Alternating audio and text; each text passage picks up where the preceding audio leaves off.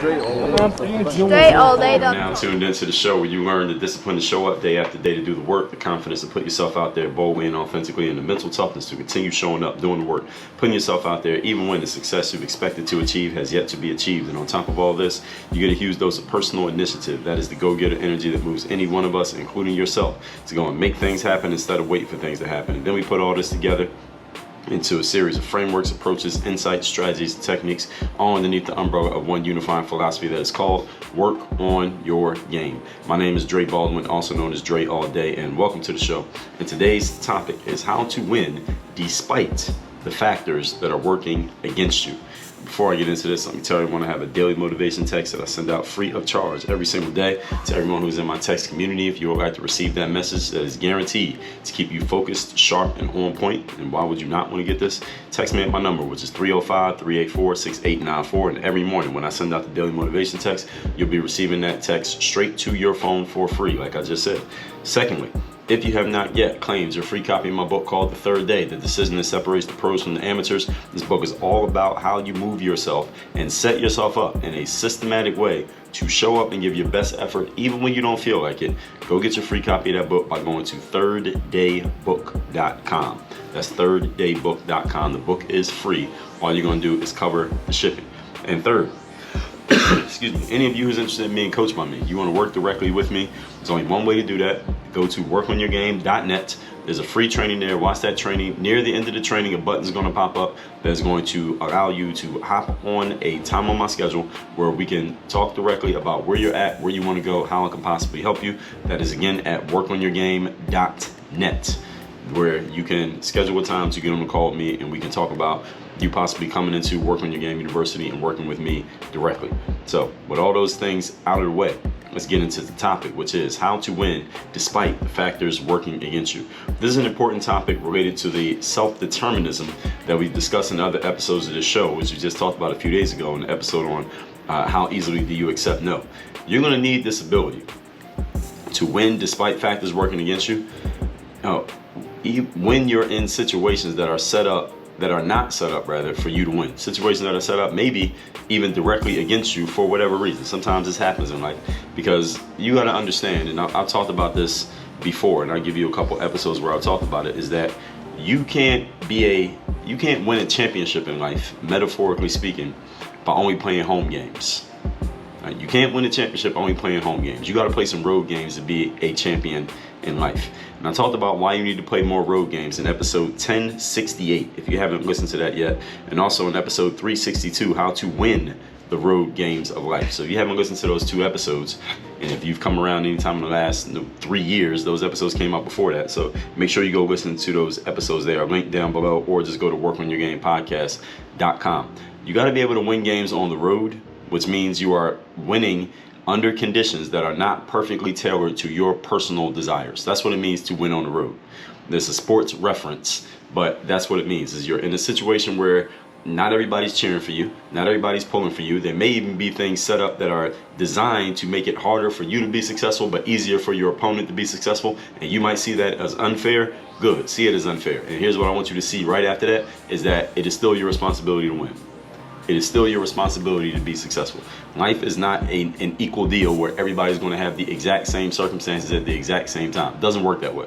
There are some times where it is just like that, usually preschool, kindergarten, but after that, there's an imbalance for everybody.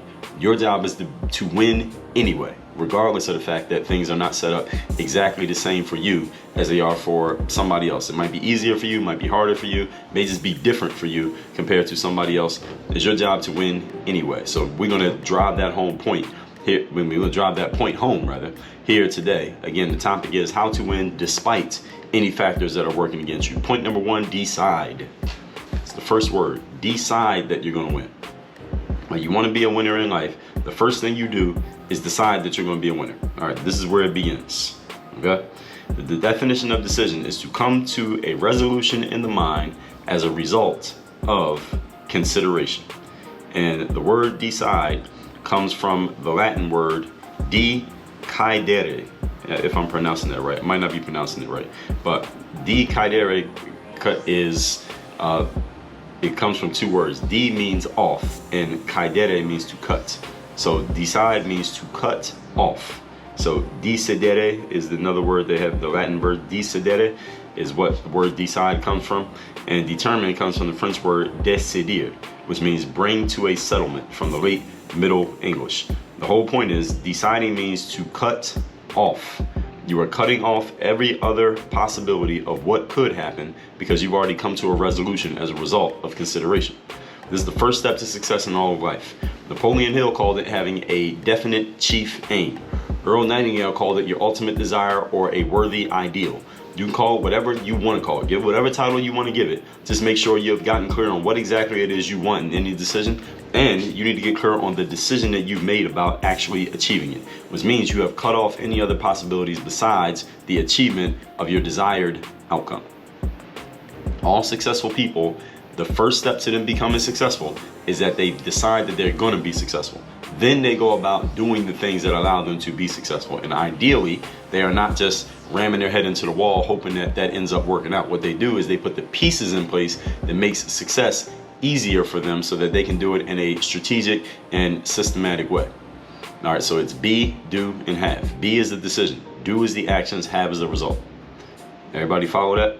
And the smart people, again, they don't just decide and then just go do random stuff and hope that it works out, or just keep doing random stuff until it works out, even though that might work for some people at some points. The easier way to do this, the simpler way to do it, the professional way to do it is to decide that you're going to get the outcome, then ask yourself, logically, what is the best way to make it easy for me to make this thing happen? What's the best way to make it easy for me to make this thing happen? And then you go put the pieces in place that makes you actually achieving the outcome much easier. This may require you go getting some other people involved in the process. And there's nothing wrong with getting other people involved. Name one person who did everything by themselves and was wildly successful. You can't name one. Everybody uses other people in the process, and you put yourself in a position to be used as well. You use the group uses you. Everybody benefits from that. We call that synergy. And this is what smart people engage in all the time. Any of you ever heard of a mastermind group? What is a mastermind? It is synergy. People each using each other and everybody using the group. That's what synergy is. If you're not doing that, then you're cutting yourself off from possibilities of getting more done.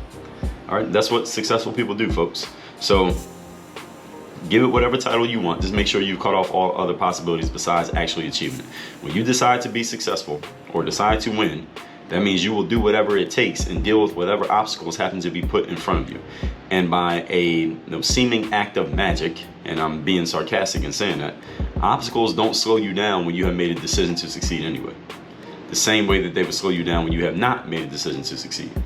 Once you decide to succeed, you can face the exact same obstacle in either scenario. When you haven't decided yet to succeed, that obstacle slows you down. But when you have decided to succeed, that obstacle is nothing. This is when people talk about mind over matter. If you ever heard that phrase, that's what it means. When you have decided that you're going to do something, the strength of your mind and the strength of that decision is stronger than any obstacle that can be put in front of you. Yet, when you have not decided that you're going to do something, your mind is not in an activated state. I mean, it has the power to be that strong, but it's not activated. It's like the light switch is not on. Therefore, obstacles are stronger than your mind. See, people who have made a clear decision about what they want to do are much harder to stop, and they're much more compelling in their persuasion, and they tend to move people, obstacles, and distractions out of their way without even trying. Think about why this is. I mean, if you think about it, you've been in this situation before in your life, and you've seen other people in this situation. Even if it was a movie, a fictionalization is the exact same thing. Is what human beings do.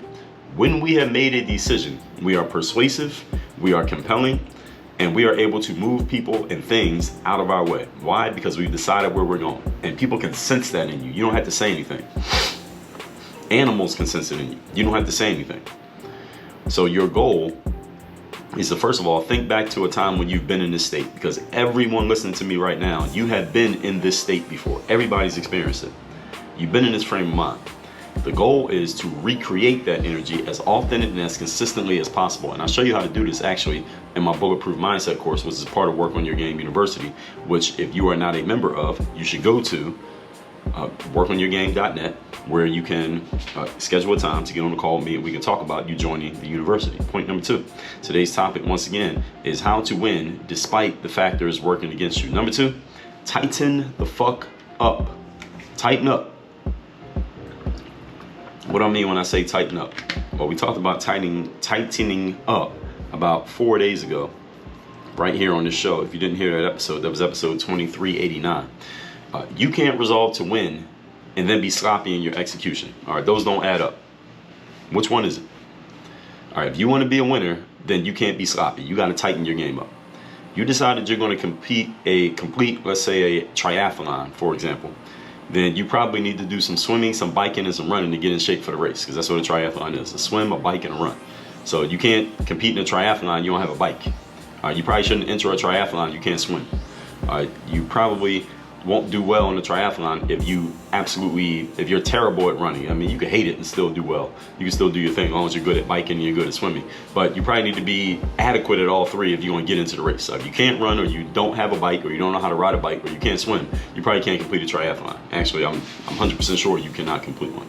If you decided you're going to make 10 times more money in your business next year than you made this year, here's what some things you should probably do to tighten up. You probably should invest in some coaching, go to some conferences, and read some books about the things you need to do to expand your business. Because just because you thought about it doesn't mean it's going to happen. You need to do some things that go along with the decision that you made. A real decision is followed by action, folks. So just because you said you made a decision does not mean the rest of the universe is just going to do everything that you say do. It's not just going to conform to what you tell it to do. You got to actually do some stuff that goes along with what you said you're going to achieve, right? So you probably got to take some actions to go with that. Anything that you decide to do in life, make sure you are taking actions that are congruent with the outcome that you have decided to achieve. If I decide I'm going to run a marathon, I should probably do some running, every once in a while, to see if I make sure that I'm in cardiovascular shape to actually get this thing done. That's the congruence. Many people say that they made decisions, but their actions are incongruent with the decision that they claim that they made. You get it? So see, when your actions and your decisions are out of congruency, people don't take you seriously. Let alone do you take yourself seriously, because you're saying one thing, but you're doing another thing. All right, can you take somebody seriously who does that? So, for example, in 2007, I had been out of pro basketball for an entire year. I hadn't signed a contract for a year. I wasn't injured, nothing wrong with me. Nobody was signing me to a contract. So it's 2007. And the whole year of 2007, I did not have a contract. So I decided around September of 2007 that I would get back into pro basketball regardless of whatever it took. I'm getting back into the game. I made that decision, keyword, in September of 2007. So what I started doing is reaching out to teams and agents and whoever I could find via email every day. I was doing that every single day for 4 months straight, every day, Monday through Sunday, 4 months straight, September, October, November, December. I did it until I was able to make it happen. It was around Christmas. It was around early December, but then the contract didn't actually get signed until about like Christmas Day, something like that, where I signed with a team in Montenegro, and that's how I got back into pro basketball. And I got on the plane to go to Montenegro the day after Christmas in 2007. So technically, I was not unsigned the entire year. I was unsigned for like 360 days of the year in 2007. The whole point is I made the decision that I was going to get back in the game, whatever it took to get back in the game. And once I made that decision, it was as good as done for me, because I knew I was going to take the actions to follow up on the choice that I made, on the decision that I made. But many people say the same thing, but they don't take any actions to go with the decision, or they take random actions because they don't go get the right insights and information and direction on how do I actually do this. See, a lot of people say that they want to do something, but then they don't go get the right mechanics. They don't have the mechanics to actually achieve it. And their mind is in the right place, their heart is in the right place, but your hands aren't in the right place. All right, you got your head's in the right place, your heart's in the right place, but your hands aren't. And when I say hands, what I mean by that is you don't have the right materials that actually help you get the thing done. And this is a mistake that a lot of people make. I talked about this in episode 2052. Head, hands, and heart. These are the three capabilities. Head is, do you have the information? Heart is, do you have the passion and desire? Hands is, do you have the mechanics and the tools? You need all three, ladies and gentlemen. Not just one, not 2 out of 3. You need all three. So if you have the passion and you have the mechanics, but you don't have the knowledge and the information, you're going to fail. If you got the knowledge and information and the mechanics, but you have no passion or motivation, you're going to fail. And if you have the information and you have the passion, but you don't have the mechanics, you will fail. You need all three of these. And a lot of times people only have one, or they only got 2, and they're wondering why things are not working out for them. You must get the mechanics. This is why I tell you to get a coach. When I tell you to get a coach, or get a trainer, or get someone around you who is a professional, who you are paying to help guide you, that's the hands. All right, that's the mechanics. That's the intelligence. That's the insights. It's not the information. Information is what's in your head. The hands is the tools that help you get the thing done. All right, when I was a pro basketball player, keeping on the basketball theme, I found a trainer when I was in this is maybe a year or two after that story that I just told you about going and playing in Montenegro. Found a trainer a year or two after that, and because I found that trainer helped show me some training techniques to help extend my career. My career would not have lasted as long as it did had I not met that trainer. Not because I couldn't play, but because my body would have broke down from all the training I've been doing. But there are things I didn't know that someone with a kinesiology degree, someone who's actually a certified strength and conditioning coach, things they knew that I would never have known. And because I met that person, that empowered my hands, if you follow what I'm saying here, episode 2052, and that allowed me to do things for longer. So the whole point is, I was able to, going back to my story here, 2007, I kept reaching out to teams until I was able to make it happen. The point is that my actions and decisions were in congruency with each other. I sent thousands of emails during that 4-month period, and I would have sent thousands more had I not signed that contract in December. I would have kept sending emails until something popped off. I'd still be sending them today, honestly, had that not popped off, because I am unreasonable and irrational in that way, and I was, at least for that thing. So imagine if you could put that kind of self-determination into all of your most important goals. You probably can't do that with every single thing in your life, but with the most important stuff, you can and you should. Moving on to point number 3. Today's topic, once again, is how to win despite the factors that are working against you. Number 3, you are not a champion in life until you are in a situation where it looks like you are going to lose, and then you win. I talked about this in episode 1142, how to become a champion. Let me say it again, just in case any of you didn't hear it. You are not a champion in life until you are in a situation where it looks like you're going to lose, and then you win. You cannot be a champion only winning the easy games. You can't be a champion only going up against easy opponents who are not really competition to you. You got to win some of the hard ones, and you got to win some of the in the middle ones, the ones that can go either way. You got to win some of those to be a champion in life. And understand, and this applies not only in life in general, of course, this applies in sales. Those of you who are in sales, you can't make what you want to make this year only closing the sales that are in the sales world. Sometimes we call them lay downs, where somebody comes and just lays their credit card down on the table, like, all right, just charge me, I want it. I don't even care how much it costs, just charge me. All right, it's great when you get those, but most of your sales ain't going to be lay downs. Most of your sales, you're going to have to go back and forth with that person and talk to them and show them that you have value, and you might have to do some negotiation and do what you got to do. You got to show your whole repertoire in order to get that sale. Most of your sales aren't going to be people who just walk in and lay their credit card down on the table. You got to win some of the ones that are hard. You got to win some of the ones where people are on the brink of saying no, but you get them to say yes. That's what a champion does, folks. Again, this applies in the sales world. It applies in the sports world. In sports, you're not a champion if you only beat a bunch of opponents who can't beat you. You got to beat somebody who can beat you. This applies in everything, folks. So if you have a long list of achievements, but all of your achievements were easy wins for you, you're not a champion. You probably don't even feel like a champion. If all your wins were easy wins, well, what'd you beat? You're only as good as what you come up against or what you overcome or defeat in order to get what you have. That's what makes you great. You are only as good as what and who you beat. So if you go up against a bunch of people who have no chance of beating you, and you beat all of them, yeah, you beat them. Technically, you did beat them on paper, but what did you really beat? What did you really achieve? You know deep down you achieved nothing.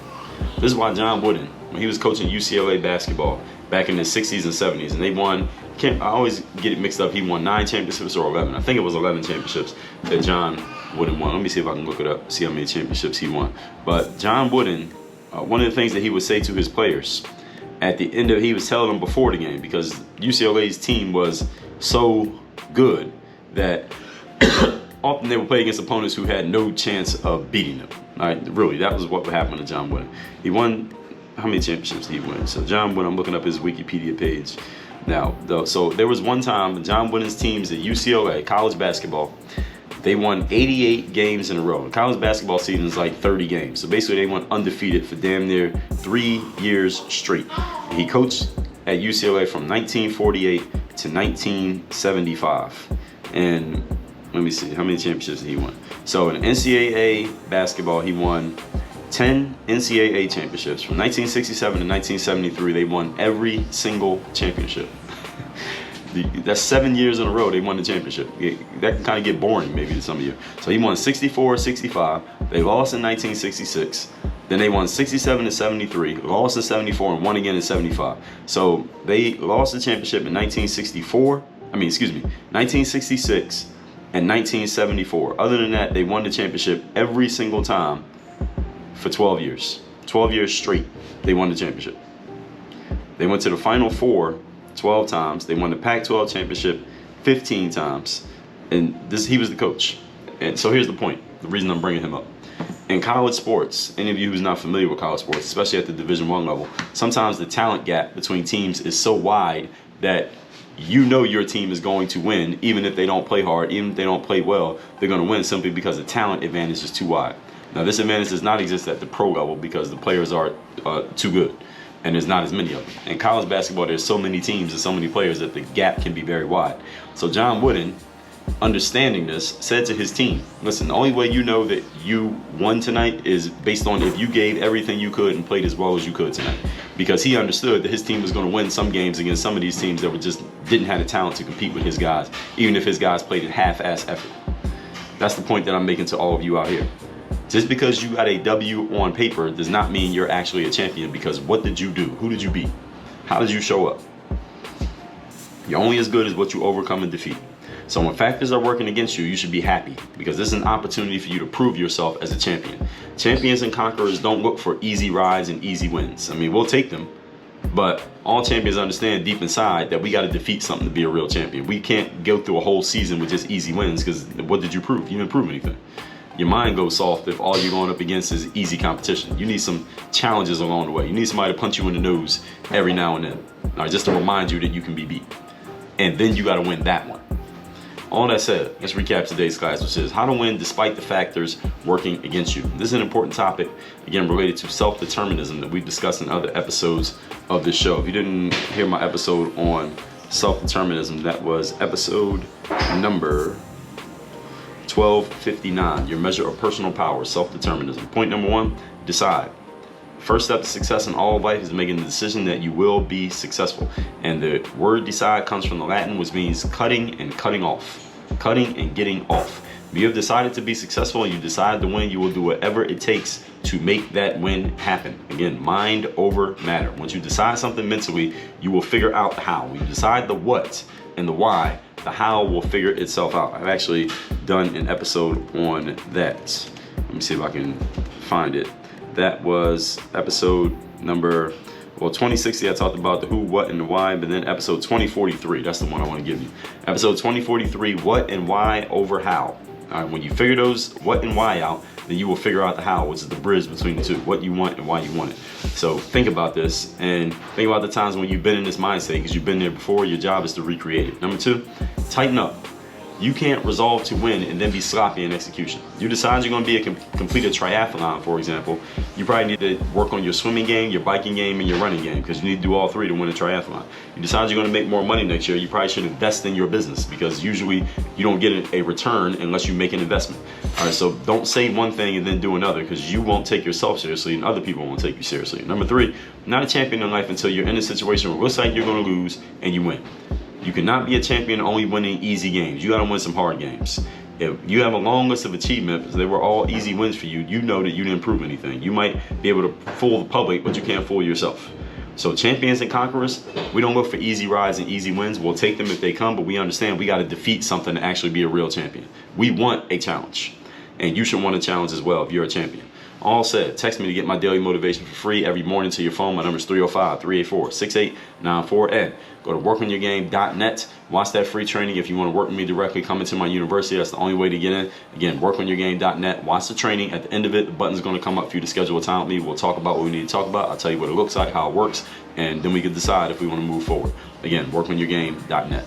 Work on your game. Dre all day.